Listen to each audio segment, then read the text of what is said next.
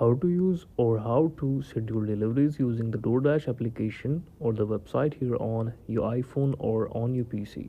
For this, what you mainly have to do is simply follow the steps I'm going to show you, that how you can early access the scheduling. That is a new feature on this DoorDash application or this platform. Important notes you can read on the screen. Please note that the early access scheduling program is only available in the United States. What is the early access?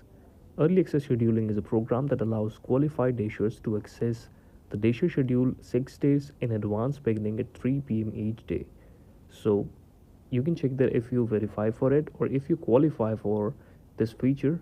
If you qualify, if you have a customer rating of at least 4.6, a completion rate of at least 95%, and have accepted and completed at least 5 deliveries on the DoorDash platform between 12 a.m.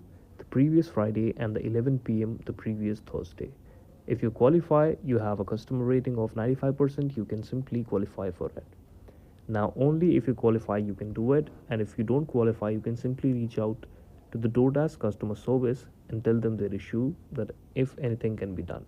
This is the video. Thank you so much for watching it.